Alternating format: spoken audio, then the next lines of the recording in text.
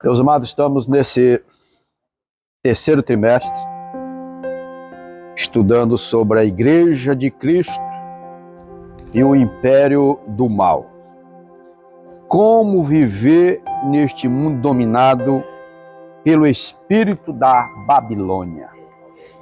Pastor Douglas Batista é o comentarista desse trimestre. Ele também faz parte do Conselho de Doutrina da CGADB. Pastor presidente em Brasília do Ministério Missão. E domingo passado teve a lição inicial falando sobre a igreja diante do espírito da Babilônia. E com certeza os irmãos que estavam aqui aprenderam o que significava esse espírito da Babilônia. Esse sistema que hoje vem avançando cada dia e dominando. Mas também diante dessa situação, nós temos uma esperança viva de que Jesus também está voltando. Assim como o mundo está sendo preparado para o governo do anticristo, a igreja também está sendo preparada para a vinda do Senhor Jesus. E nesta manhã estaremos estudando sobre a deturpação da doutrina bíblica do pecado. Quando se fala em deturpação, se fala em desfigurar, desvirtuar, malsinar, alteração. É o que estão querendo fazer hoje. E a doutrina do pecado é a martiologia, a doutrina que estuda o pecado. E aqui o textuário diz assim: por isso nenhuma carne será justificada diante dele pelas obras da lei, porque pela lei veio o conhecimento do pecado. Ou seja, a lei, ela simplesmente identificava o pecado. Era como alguém no médico e chega lá assim: você está doente. Tem remédio? Não. Eu só estou dizendo que você está doente, mas não tem um remédio. A lei, ela não tinha um remédio para purificar o pecado. Ela só demonstrava que a pessoa havia pecado. Só desmascarava o que a pessoa havia feito. Era necessário que alguém resolvesse o mal, mas ela não tinha o poder de purificar. A lei, ela serviu de aio, ou como um guia do povo de Israel até Cristo, quem resolveria o problema.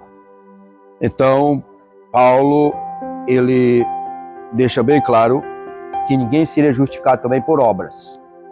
A obra não tem o poder de salvar, de justificar ninguém. Por mais atos que o homem pudesse fazer, Isaías 64:6 diz que era considerado como trapo de imundícia. Então, não resolveria o problema do homem.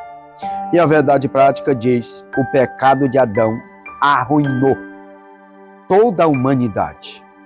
Contudo, Jesus Cristo pode regenerar eficazmente o pecador. Se por um trouxe a ruína, por outro trouxe o resgate.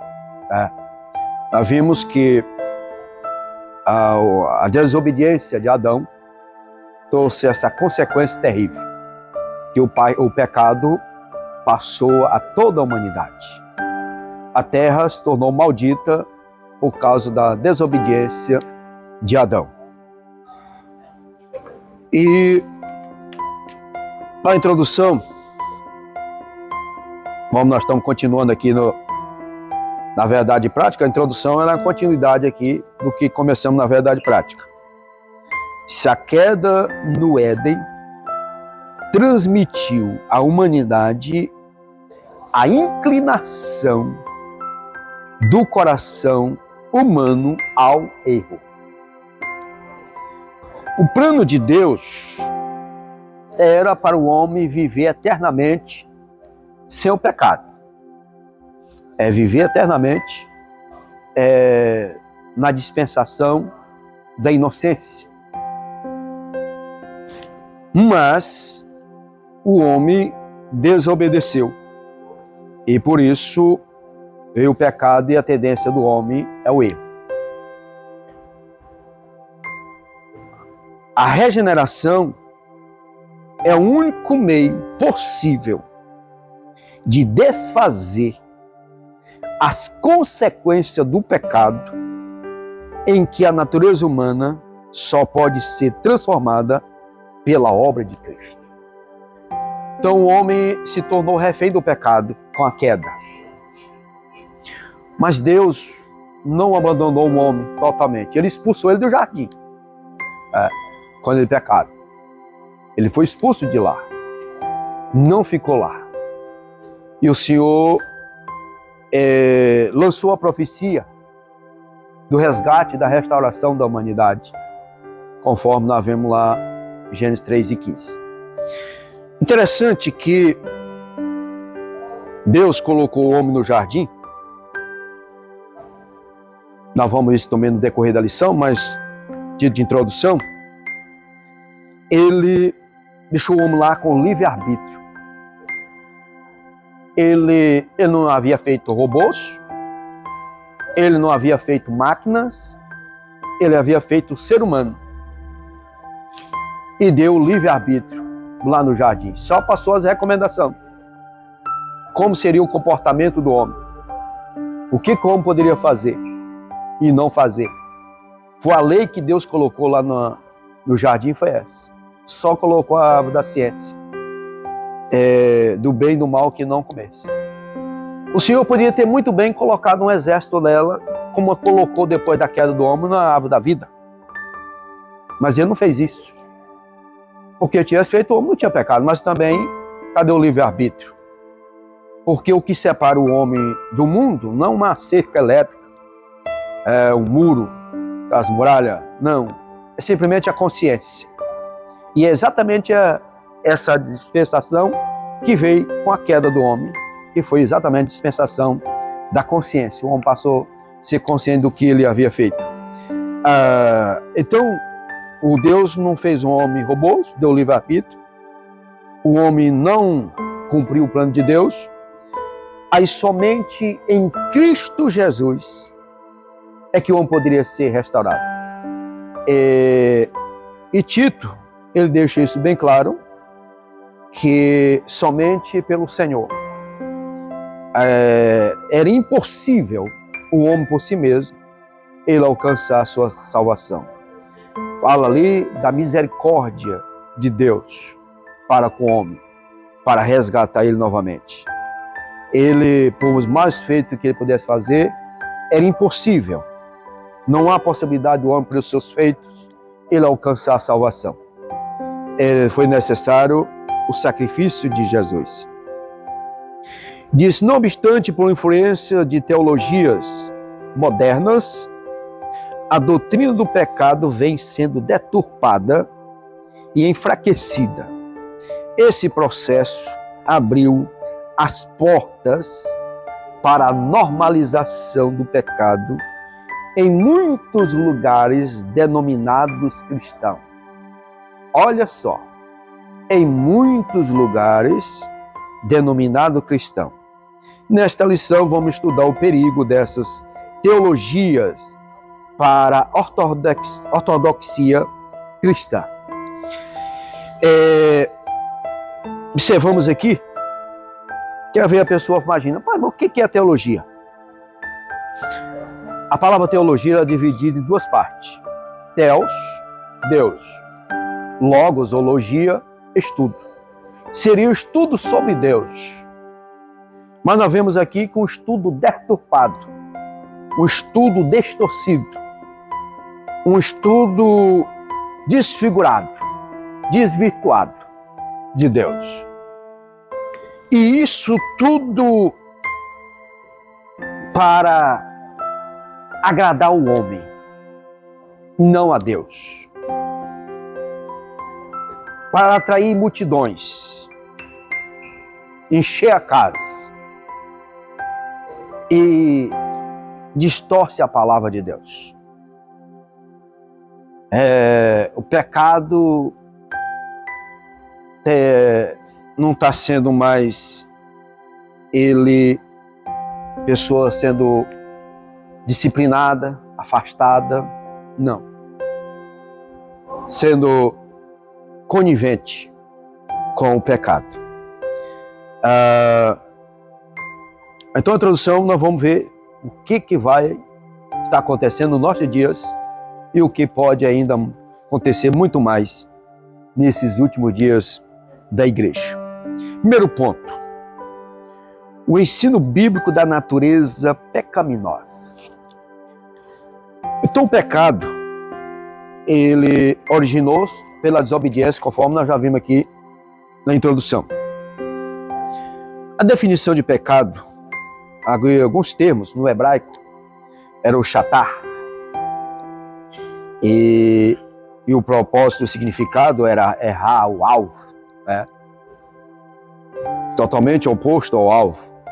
Foi o conselho que Deus deu para Caim, quando ele queria fazer o mal. O Senhor alertou ele, que ele se arrependesse. E ele não deu ouvido à advertência de Deus. Estava obstinado a cometer o pecado. Então, no hebraico era o shatar, e no grego é a amartia, que vem da amartiologia, que é a doutrina que nós estamos pecado.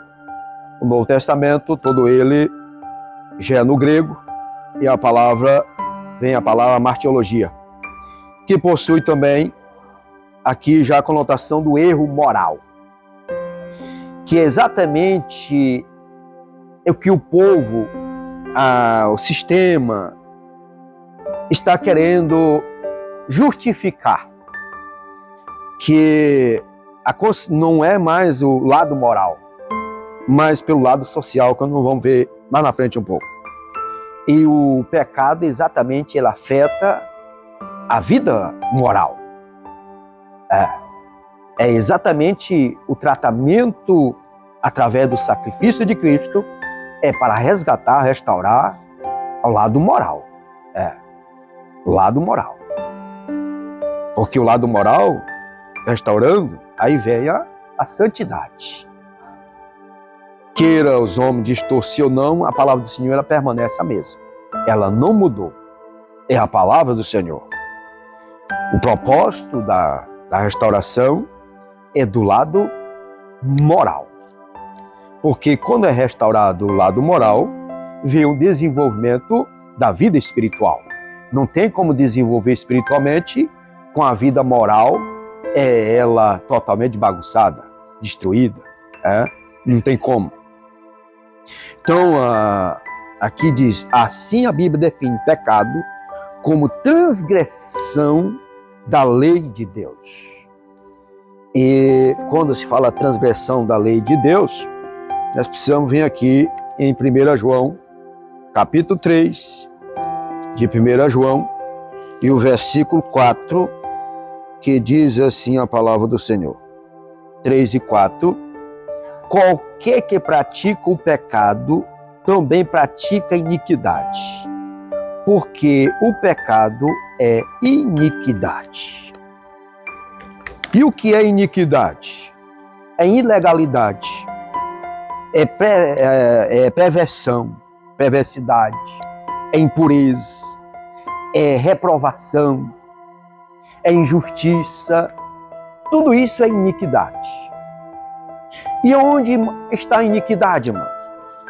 Em que lugar que ela habita? Vamos ver o que diz Jeremias 17:9. Jeremias 17:9. Ela diz aonde habita a iniquidade. Enganoso é o coração. Então já sabe onde é que ela habita. Mais do que todas as coisas. E perverso, quem o conhecerá? Foi o coração, só Deus conhece, né? O médico, ele conhece como ele está funcionando. Né? Se tem alguma obstrução, cardiologista, ele conhece. Mas o que está dentro dele, em termos de sentimento, só Deus conhece. Mas exatamente é de lá que parte todos os sentimentos perversos. Como é que é? Não dá para ver, papai. Ele só vê como é que ele está, se está bombeando sangue. E quando ele está bombeando, ainda, graças a Deus, né? Não vê. E o cardiologista não dá para ver esse negócio. E agora Deus vê. Porque ele repreendeu Samuel, foi? Samuel, tu vê a parte dela. Eu vejo que está lá no coração. E com isso, as igrejas aí pegaram um ramo, um gancho nesse negócio, para dizer que Deus só quer o coração, né? É baseado nesse negócio. Não, Deus quer corpo e alma e espírito irrepreensível diante dele. Então a palavra de Deus, ela abrange não apenas errar o alvo, mas deliberadamente acertar o alvo errado. E é exatamente a tendência humana, do ser humano após a queda é essa: é procurar algo errado. Trata-se de quê? Rebelião e desobediência contra Deus e a sua palavra. Olha, Saul tinha tudo para ser um excelente rei, se ele tivesse obedecido à ordem de Deus. Por isso, até essa semana eu estava conversando com o presbítero JB sobre esse capítulo 15, né, de 1 Samuel, e vendo que ele tinha tudo para ele ser um bom rei. Mas ele foi dar uma desculpa diante do profeta que tinha sido um povo. Para líder que deixa ser levado pela voz do povo, cuidado. A voz do povo não é a voz de Deus, não, mano.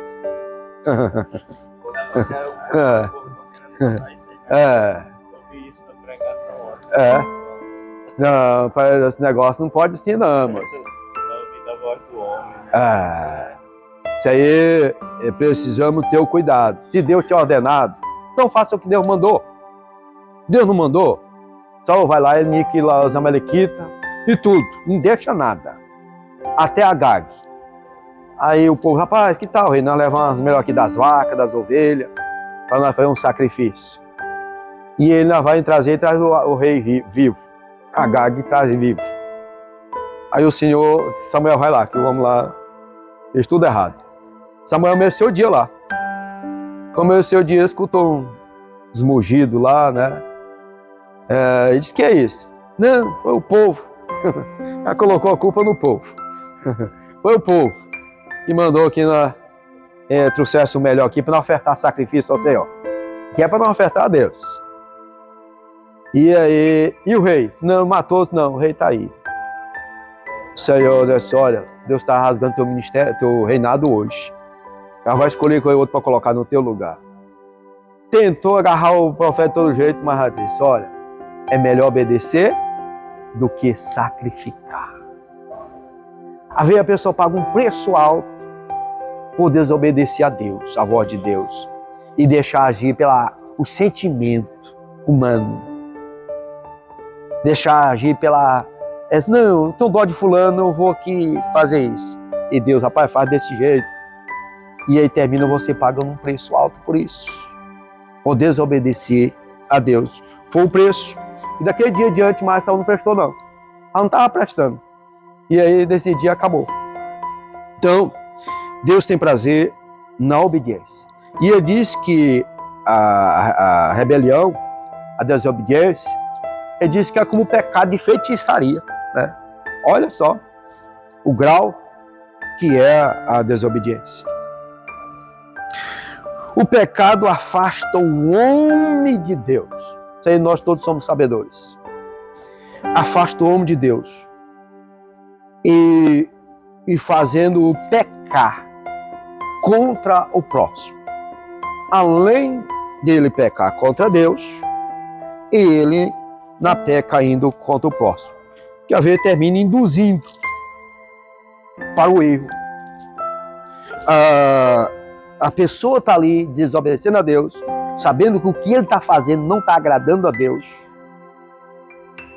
Deus não autorizou ele fazer aquilo. E ele não arrebanha mais alguém para estar ao lado dele. Nessa rebeldia. Nessa desobediência. Olha o que diz aqui 1 João 1, 6 e 7. Se dissermos que temos comunhão com ele e andarmos em treva, mentimos e não praticamos a verdade. Aí vem o 7. Pela bondade e misericórdia de Deus. Mas, se andarmos na luz, como ele na luz está, o que nós temos? Comunhão uns com os outros.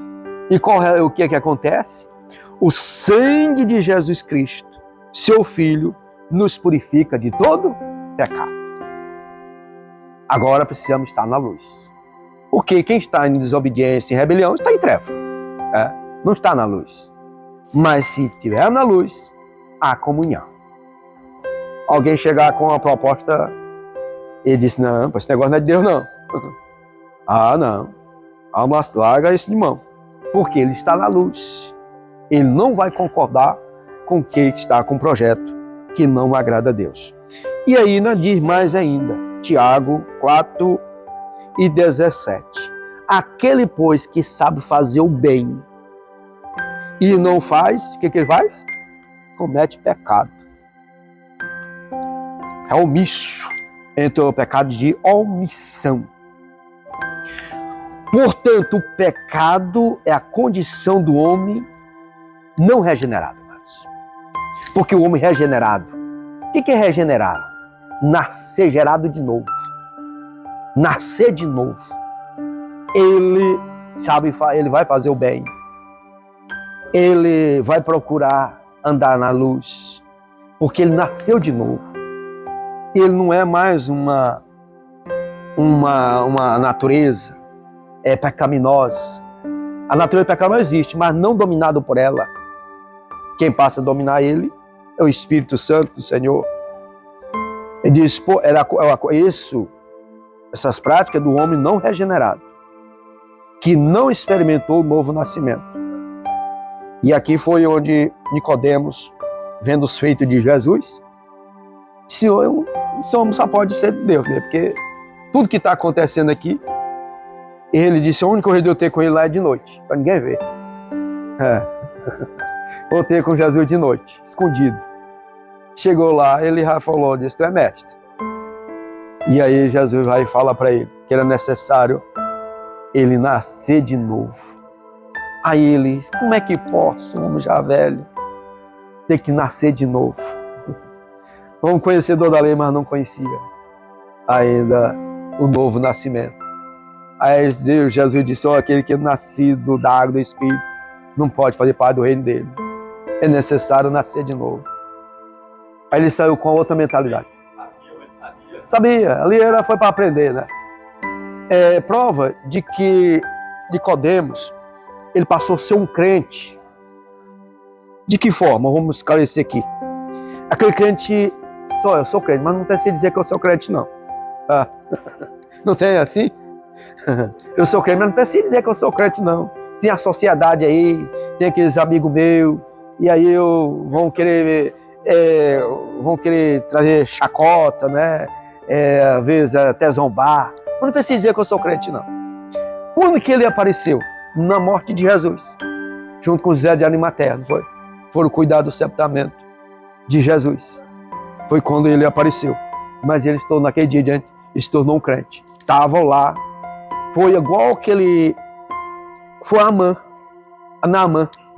Naamã, ele falou para Eliseu, olha, eu vou levar uma terra daqui, porque eu tenho que acompanhar o rei, servir o Deus em Rimó. Mas eu vou entrar lá na casa dele, mas não acreditando no Deus de vocês. Eu vou entrar lá, mas vou acreditando no Deus de Israel. Não é mais no Rimó. Ele, como assim, eu vou estar lá cumprindo o meu serviço, como um soldado, porque ele era um comandante, né, do exército da Síria, então ele ia estar lá comandando, mas não como servindo a ele. Eu imagino que Nicodemo foi mais ou menos dessa maneira. Então, o Paulo, escrevendo a segunda carta aos Coríntios, ele diz que o Senhor nos trouxe o ministério da reconciliação. Primeiro ele diz que quem está em Cristo, nova criatura é. As coisas velhas passaram e eis que tudo se fez novo. Aí ele diz que nós somos embaixadores do Senhor. E ele nos confiou o ministério da reconciliação. Ou seja, essa reconciliação do homem com Deus foi através de Jesus. Só pode ser através dele. Não tem outra maneira do homem reconciliar com Deus a não ser através do Senhor Jesus. E a a universidade do pecado. Interessante que Deus fez o homem perfeito. Mas o homem foi com o negócio de umas invenções, né? O homem fez muitas invenções. E diante dessas invenções é que veio a desobediência do homem. Sábio Salomão, escrevendo Eclesiastes 7:29, falou isso. O homem foi feito perfeito. Deus fez o homem perfeito. Mas ele criou muitas invenções. E uma dessas foi de ser persuadido pela a serpente lá no Jardim do Éden, né? Como eu falei no princípio, era dotado de livre-arbítrio, não era algo, porque senão seria uma obrigação. E Deus não obriga ninguém. Ele usa sempre a palavra, a condição se. Né? Se quiser, se tiver sede, que venha e beba. Né? Se quiser, se alguém quiser seguir-me, negue a si mesmo, toma a cruz e siga. Então ele colocou a condição, não obriga. Agora, a escolha do homem, dele não obedecer, a responsabilidade é dele. A responsabilidade do homem não querer obedecer é dele, o próprio homem. Ele escolheu. Deus é tão maravilhoso que ele cria meios, situações para alcançar o homem. Para alcançar o homem. Quantos, no apagar das luzes, tá lá 2 caninhos no nariz, lá na UTI, quase nem falando mais, que contar UTI não tá falando.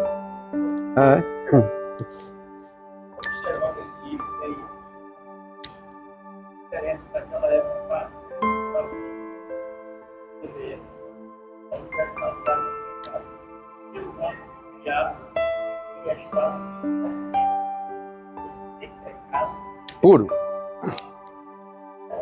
Naquela época. Agora a diferença que está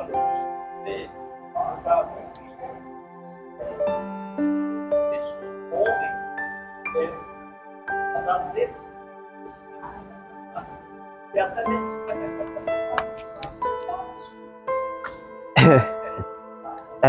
essa dispensação, ela era pura, não tinha, o homem não tinha malícia, era pecado. a palavra era ser estado de inocência. Perfeito. Perfeito na sua essência, mas com o direito de escolha. Foi o fracasso dele, foi essa escolha errada, né? E que nós, todos nós, sofremos por essa escolha de Adão e Eva. Aqui, o comentador diz assim: a queda corrompeu toda a humanidade.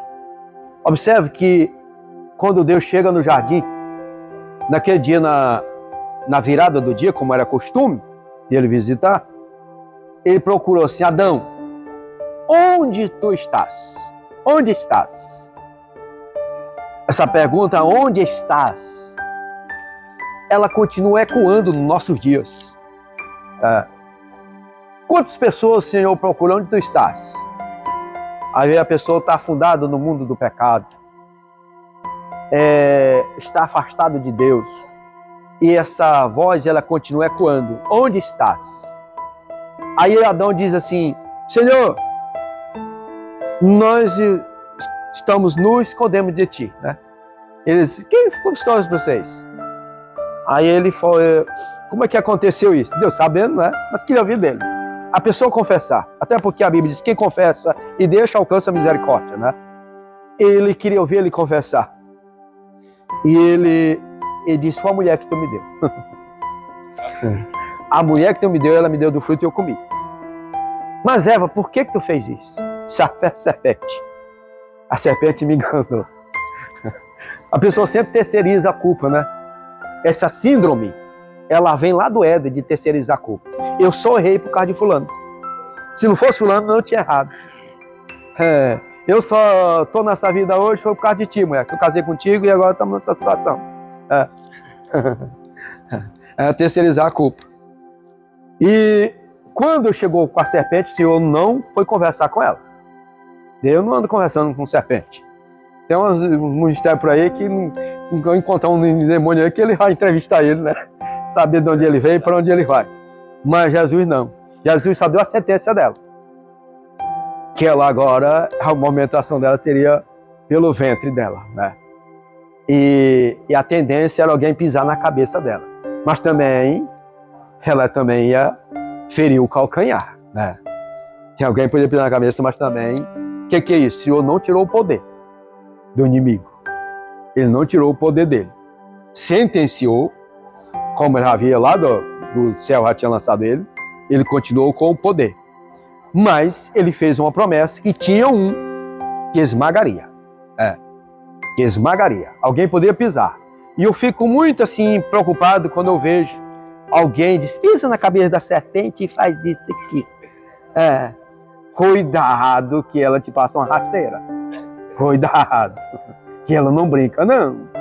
Não ficou para isso, não. Se o próprio Miguel, irmão Zé Lobo, disse, o Senhor te repreenda, não foi? Ele usou o nome do Senhor para repreender lá.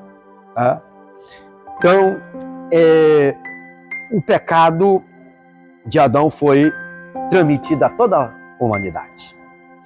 E Paulo faz menção disso, escrevendo Romanos capítulo 5 e versículo 12. Por um homem só entrou o pecado à humanidade. E a partir dessa queda, todos os seres humanos nascem em pecado. E o salmista ali no Salmo de Arrependimento, Salmo 51, ele começa o Salmo, e quando chega no versículo 5, ele fala de que ele foi gerado em pecado. Não foi que os pais tiveram uma conjunção carnal em pecado. Não. Não é isso que ele está dizendo, como muitos teólogos hoje pegam esse texto e distorcem nesse sentido. Porque como que Davi não era filho legítimo de Jessé com a sua esposa, né? Aqui, mas o texto deixa bem claro que ele está falando da maneira, da consequência da natureza pecaminosa que ela vem passando para todos os seres humanos. Prova de que Jesus, ele não teve uma conjunção, uma concepção para exatamente nascer sem pecado. Porque se fosse da concepção de um homem com mulher, ele nasceria com a natureza pecaminosa. Porque Deus procurou alguém e não encontrou, né? Um justo sequer, então foi necessário Jesus vir dessa maneira.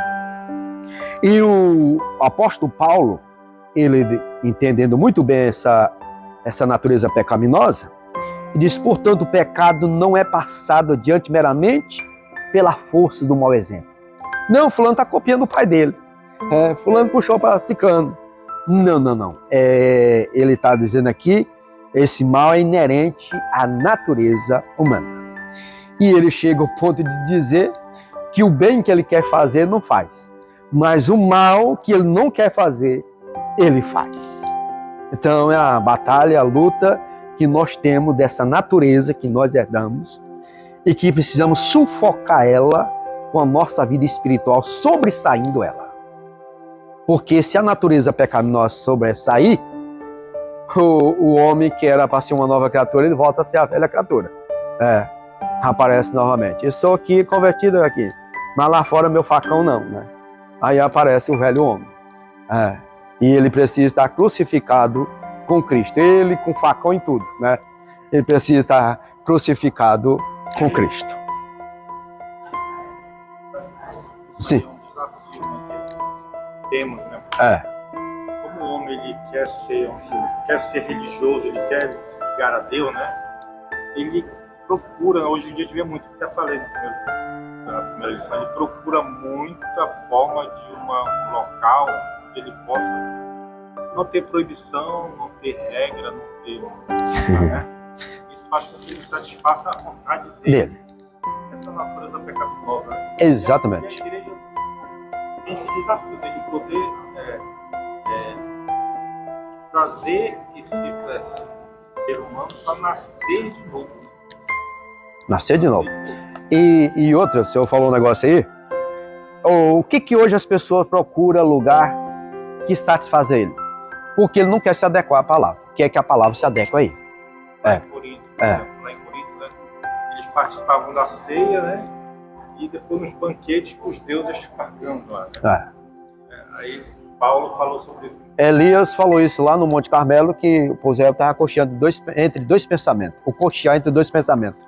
Querendo servir ao Deus de Israel e servindo os Baals. Era exatamente no dia de Paulo em Corinto. Queria servir a Deus, a Jesus, mas também não queria abrir mão do social, né? Que hoje existe a festa social. Entendeu? Isso estava acontecendo ali na Avenida 4, tá? Milho sacrificado aí, uma paçoquinha aqui, um pé de moleque ali.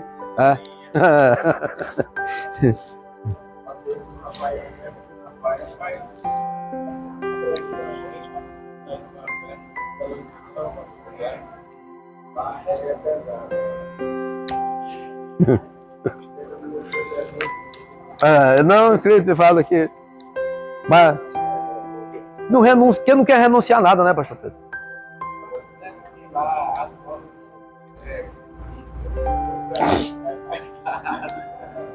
Quer um lugar mais fácil, né? Então diz que todos os pecados e destituídos estão da glória de Deus. Mas também, mesmo Paulo diz que o salário do pecado é a morte, mas o dom gratuito de Deus é a vida eterna em Cristo Jesus. Então, houve aqui a restauração novamente do homem natureza pecaminosa. A corrupção total do pecado. O estado de corrupção, ela era o quê? Mental, moral e espiritual da natureza do ser humano. Depois você pode ler todo o capítulo 3 de Romanos, que ela fala sobre isso. E a inclinação do ser humano diante dessa situação é fazer o errado, que é o resultado do pecado. E Deus viu a maldade do homem crescendo. Pecado, errar o alvo, né? Mas como ele disse aqui, deliberadamente acertar no alvo errado. O caminho que estava a nação antediluviana. Estava exatamente caminhando para isso. E Deus viu a maldade que ela ia aumentando, se alastrando. Foi quando houve o plano de destruir toda aquela humanidade e começar com a família de Noé. O tempo passou de Noé, mas nós estamos chegando esses mesmos dias. O próprio Jesus falou sobre isso, que nós estamos vivendo essa mesma situação daquele tempo. A humanidade, ela está com as mesmas características daquela época. Como eu falei, todas as áreas foram afetadas, então essa corrupção impede o homem de tomar a iniciativa no processo da regeneração. Meus irmãos, o homem por si mesmo jamais conseguiria ser regenerado. Ou mais. Podia isolar ele. Não, vou pegar ele e vai criar num lugar isolado, sem convivência com ninguém. Mas a natureza estava dentro dele. A natureza pecaminosa estava dentro dele. Não adianta. Era necessário o sacrifício. E alguém convencer ele disso. De que ele precisava ser regenerado. Todos nós que estamos aqui nesta manhã, nós fomos convencidos. Foi por um amigo nosso? Não, um amigo pode ter sido um instrumento que pregou para nós. Mas quem nos convenceu foi o Espírito Santo. O Espírito Santo, ele convence o homem do pecado, da justiça e do juízo. Nestas três áreas, ele convence o homem da situação pecaminosa que ele se encontra. Sem essa ajuda divina, ninguém pode ser transformado. Então, a nossa total dependência de Deus. O problema hoje é que a humanidade sem Deus quer viver alienada do Senhor, ou seja, independente de Deus. É como assim, eu preciso de Deus para quê? Eu tenho tudo. Tudo que eu tenho, preciso, eu tenho. Eu vou onde eu quero, tenho dinheiro para fazer isso, fazer tudo aqui. Então, é uma vida alienada de Deus. Eu posso fazer o que bem quiser. Eu vou para onde eu quero. É a humanidade querer viver alienada de Deus. E é exatamente o que Paulo escreveu nos primeiros capítulos de Romanos, né? Capítulo 1, capítulo 2, ele fala sobre essa situação. E somente por meio da graça, somente por meio da graça, o homem recebe o quê? Capacidade para crer, para arrepender-se e ser salvo. Olha o quanto nós dependemos de Deus. O quanto nós estamos dependendo do Senhor. Aí, quando Deus faz isso na nossa vida, aí entra o sentimento de gratidão. O sentimento de gratidão é que você é grato a Deus por Ele ter tirado um lamaçal, num charco de lodo, de um lugar horrível e lhe trazido para a luz ou colocado sobre uma rocha e firmado os pés, colocado um novo cântico no seu lábio. Então entra a gratidão, homem, a Deus. Dessa forma, a libertação do pecado não provém de nenhum esforço humano, mas gratuitamente. A salvação é de graça. Somos salvos pela graça. Pela graça sois salvos, mediante a fé. Isso não vem de vós, é dom de Deus. É dar favor imerecido da parte do Senhor. E vamos mandar que a hora está passando. Teologias modernas. As teologias modernas, quem ouve muitos concílios dessa teologia do pecado social, que diz que a consequência do pecado do homem é pela situação que ele vive, é pela pobreza, menos desfavorecido financeiramente, é pelas injustiças social e a desigualdade social. Então, eles montaram um concílio.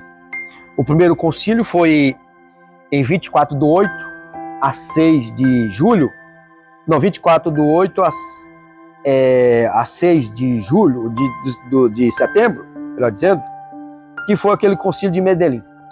Aqui na época liderado pelo Papa João Paulo VI, foi. João Paulo VI, que entrou esse concílio para tratar dessa situação. Aí 10 anos depois, houve o concílio de Puebla, já no México, de 27 de janeiro a 13 de fevereiro, já agora pelo... Oh, meu amigo, rapaz, você tem galardão. Muito obrigado.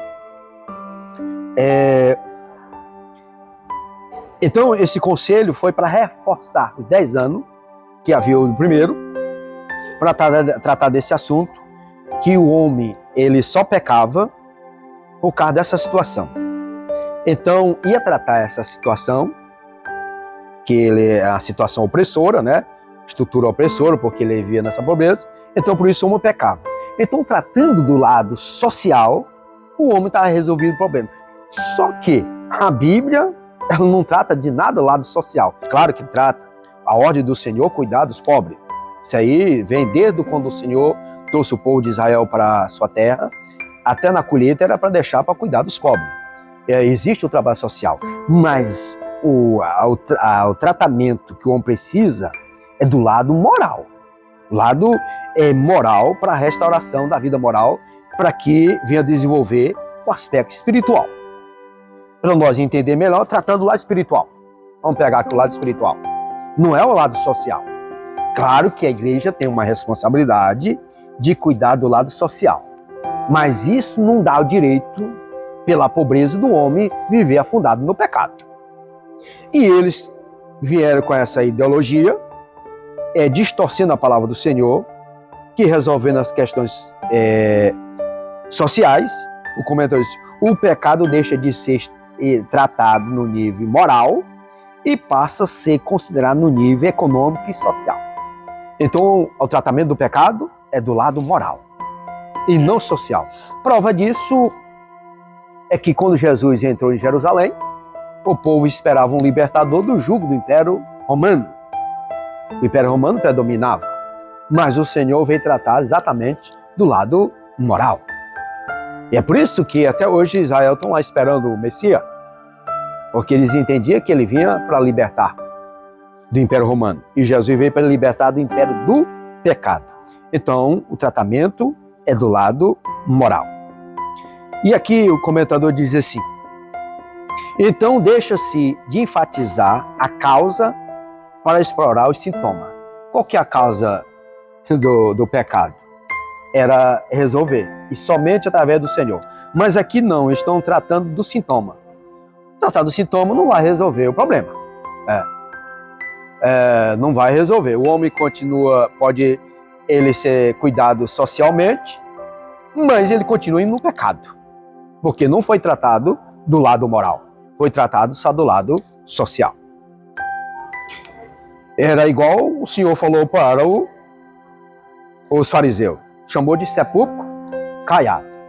Por lado de fora muito bonito, mas por dentro só os ossos.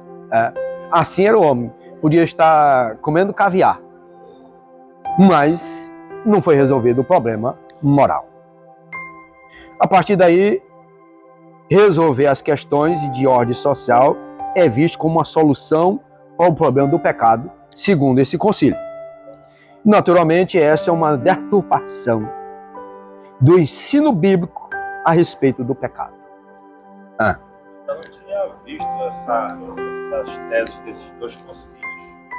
Do lado da deturpação do pecado, né? Bem interessante, né? Igual os fariseus, né? Muito parecido. Muito parecido.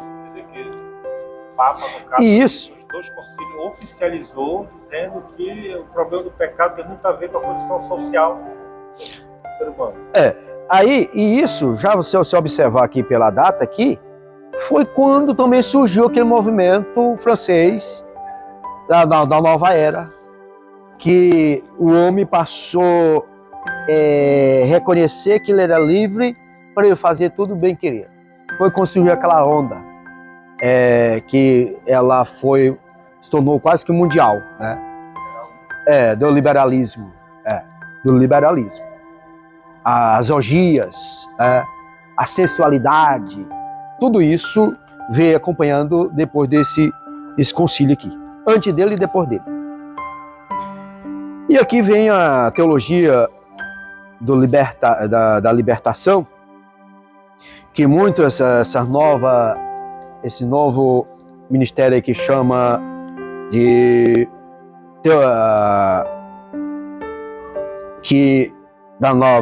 esse novo movimento pentecostal, neopentecostal, agora veio a palavra, que abraçou muito essa questão da libertação, né?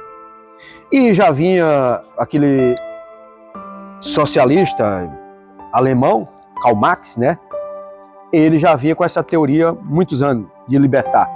E essa corrente dele teológica foi a mesma que desses concílios que houve, foi baseado exatamente nele, né?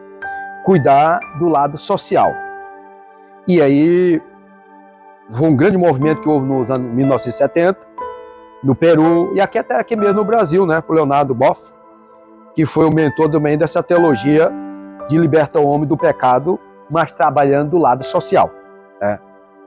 Trabalhando no lado social. E desse impulso surgiu muitos teologia que foram emancipatórias, como diz aqui, de gêneros. Ou seja, aceitando tudo, sem mudança, sem transformação.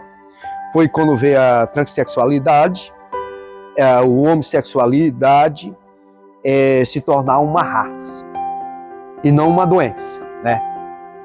Mas eles querem se tornar como uma raça. E esse movimento ele vem crescendo e assustadoramente. E nós precisamos ter muito cuidado para lidar com isso. Nós amamos o pecador, aborrecemos o pecado.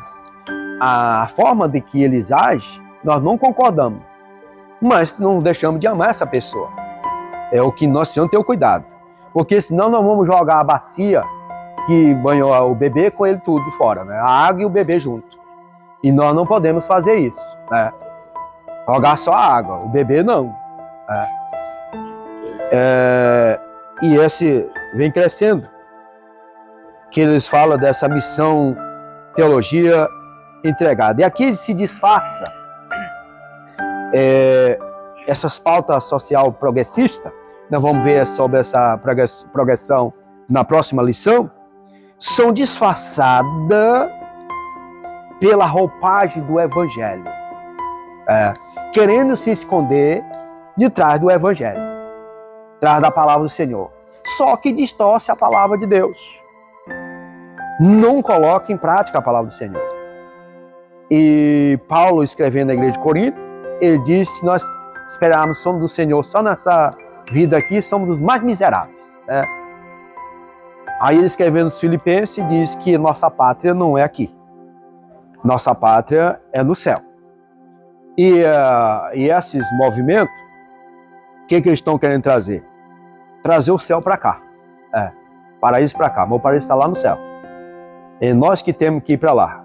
E para nós ir para lá, precisamos estar de acordo com a palavra de Deus. Não podemos distorcer a palavra do Senhor. Então, a libertação, esse movimento que vem trabalhando do lado errado. Porque, primeiro, cuidar do lado espiritual, mas também não deixando de cuidar do social. A obra de Deus, ela é duas pernas, espiritual e financeiro, porque precisa cuidar do lado espiritual e também do lado social. Tá? E eles estão preocupados só do lado social. É onde o homem tem toda a liberdade do que tudo que ele quiser fazer, ele faz. E dentro dessa teologia da libertação, que os neopentecostes pegou, que hoje eles cresceram muito com isso, da pessoa se libertar disso, se libertar daquilo. E na verdade, a preocupação maior é libertar a alma da opressão do pecado. E liberalismo teológico. Depois da reforma de 1517, começou esse movimento distorcendo as doutrinas, ridicularizando a fé, dando um novo significado, que a palavra se ressignificadas, dando um verdadeiro significado, aquilo que para nós era absoluto, para eles já não são. Para nós a palavra de Deus, ela é a palavra de Deus, ela não contém a palavra de Deus, a Bíblia. A Bíblia é a palavra de Deus, mas para eles não, contém a palavra de Deus. E nem tudo aquilo que está na palavra de Deus é verdadeiro. Então, aqui já entra o relativismo. E esse relativismo é o que vem hoje dentro desse conceito de liberalismo. E aqui diz mais assim, lançando por terra, o que eles fazem? Troca-se a mensagem da salvação e de arrependimento, confissão de pecado e mudança de caráter. Por quê? Por que ele troca? Por uma visão progressista que enfatiza a transformação social pelo paradigma marxista, ou seja, da teoria de Karl Marx. Porque para nós, o homem precisa o quê? Ele confessar, confessar seus pecados, para ele alcançar a salvação. Mas ele troca tudo isso simplesmente para seguir essa libertação da vida social. E o comentador diz, assim o pecado é relativizado. Eles trabalham também para o crescimento do ecumenismo religioso. O que é ecumenismo? É juntar todas as religiões e bater no liquidificador. Colocar, é meio que você fazer uma receita. Pega uma coisa aqui, bota tudo junto e mistura. Assim o ecumenismo. Aí alguém questiona, pastor, por que você não participa de conselho de pastor? Exatamente. Porque nós temos o nosso padrão. nosso jeito. Cada um deles tem o dele. Então ele siga com o padrão dele, nós seguimos com o nosso. Aí é como assim, toda religião leva ao céu. Não, peraí. Vamos ver que religião é essa. E tá, então nós precisamos ter o cuidado. Então eles trabalham muito para economizar. Quando um dia desse eu vi, mas eu fiquei... Quando eu vi misturado candomblé com tudo, não, é um dia só todo mundo junto para isso, para aquilo. Eu fiquei olhando assim, aí quando eu estava lendo, eu lembrei desse negócio. Não se mistura. Não dá liga. Não dá liga. Misturar com qualquer movimento por aí não dá. É comunismo. Aí eu digo mais.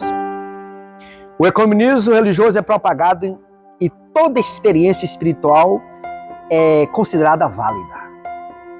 É juntar tudo. E diz, o ideário teológico liberal é oposição às antigas doutrinas bíblicas que se fundamentam na revelação da Escritura. Agora nós precisamos ler esse versículo aqui, que está em 1 Timóteo, aliás, 2 Timóteo, capítulo 2. Tá, achou aí? Não. 3, capítulo 4, 2 Timóteo 3. Porque virão tempos que não sofrerão a sã doutrina, mas tendo comichão, aonde? Tem dificuldade de ouvir a palavra, tem dificuldade de ouvir a verdade. O que eles vão fazer? Amontoarão para si doutores, conforme as suas próprias concupiscências. Alguém que vem massagear o ego. Alguém que vem trazer uma doutrina leve. Pastor, como é que é a sua doutrina? Eu prego Bíblia. Pastor, você tenha cuidado, que aqui nós temos o irmão Augusto, que ele é companheiro aqui, você pega uma palavra leve. Não vá pregar doutrina aqui na minha igreja, não. Porque senão vamos espantar esse povo aqui. E o negócio dele é alto, rapaz. Então nós temos que pegar. É exatamente esses dias. A amontoação para si doutores que vêm falar aquilo que é agradável. Aquilo que eu quero ouvir. Aquilo que sacia meu ego. Aquilo que se eu sair hoje, eu ouvi que eu queria ouvir. Não precisa renunciar a tanta coisa assim. Não, mas o pessoal lá do céu está errado. Tanta doutrina, tanto conserva isso, conserva aquilo. Não, aqui você pode vir do jeito que você tiver, venha como está e não precisa mudar. Aqui é proibido mudar. É dessa maneira que está hoje. E para nós concluir, não fechar a lição. Proibir. A normalização do pecado. É o que estão querendo fazer hoje. E ainda recebe o nome ainda de moral, né? Essa conduta recebe o nome de moral. Nessa concepção, a obediência aos princípios bíblicos reflete o caráter de um cristão. Ele é assim, é que nós não nos conformeis com este mundo, mas transformai o quê? O entendimento e procurar saber qual que é perfeita, agradável, qual que é? Procurar qual que é a perfeita e agradável vontade de Deus. É isso que nós precisamos procurar. Qual que é a perfeita vontade de Deus? O conceito deturpado, relativizado do pecado resulta em desvio de falha e caráter. 2 Timóteo aí, 3 e 5, diz o quê? Já está com a Bíblia aberta aí? 2 Timóteo 3 e... Tendo a aparência de piedade, mas negando a eficácia dela. Isso. Amando afastar. Aparentemente, não, para gente boa. Mas só a aparência.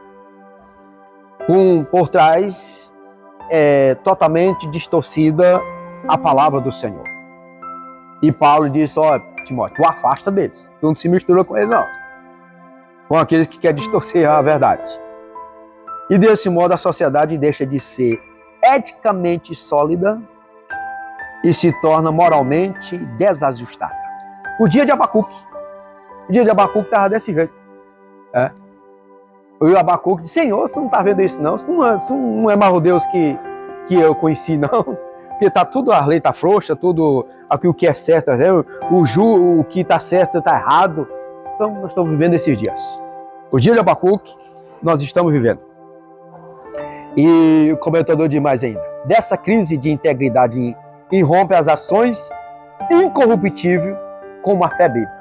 Primeira coisa, desestimula a fé, porque nós vivemos por fé. O nosso combustível é a fé, mas aquilo desestimula a fé. Desestimula. Termo progressista viola a ética moral bíblica e passa a ser normalizado, como a imoralidade sexual, o aborto, o uso de droga ilícito. Tudo isso é distorcendo os princípios, querendo legalizar. E a imoralidade sexual? Que hoje tem um projeto lá na Câmara dos deputados para votar de que uma adolescente de 12 anos, que hoje é 14 anos, né? Mas com 12 anos, poder ter relação sexual e não é pecado. Isso para atrair o turismo, para atrair as pessoas. Então, um deputado até com essa lei lá, ela vai ver que está indo, vai terminar sendo aprovado. O que uma criança de 12 anos entende de sexo? Mas está lá para ser aprovado. Hoje, dentro desse sistema, está liberado o sexo pré-conjugal e pós-conjugal, ou seja, no casamento, ao homem ter relação com várias mulheres. O casamento aberto. A pessoa é casada, um mora num apartamento e outro mora em outro, não moram junto. O homem pode ter qualquer outra mulher, a mulher pode ter qualquer outro homem, mas eles são casados. Isso é uma aberração, mano, aos princípios da palavra do Senhor. Uma jovem, hoje, ela manter uma castidade, uma vida pura, é de zombaria. A pessoa não se resguardar mais para o casamento. Porque hoje está aqui o slogan: meu corpo, minhas regras. Ou seja, fazer do corpo o que bem quiser. Então, esse pseudo-direito que a pessoa usa, de usar droga, de prostituir-se, abortar e cometer suicídio, eutanásia, assim o corpo é templo, só que o corpo é templo e morada do Espírito Santo. Então Deus não deu direito do homem fazer do corpo o que ele bem quiser. Mas esse sistema, ele vem exatamente para corromper aquilo que Deus criou. A criatura, de modo proposital, afronta o quê? A vontade do Criador. Porque Paulo, escrevendo aos Romanos, ele diz que eles mudaram as leis de Deus. Eles mudaram aquilo que era de Deus. Eu sou progressista. Progressista. Progressista tem tudo a ver com isso. Devendo o desenvolvimento desse progresso. Se for caminhado por essa linha de pensamento, de distorcer a verdade bíblica, que estão querendo anular a palavra de Deus. Tirar a palavra de Deus de circulação. E estão também caminhando para isso. Como muitos países não têm o direito de ter uma Bíblia. A pessoa não tem o direito. Então o Brasil está caminhando para isso. Amém? Os irmãos estudam em casa mais a lição, porque ela é muita coisa para nós passarmos aqui no 40 segundos.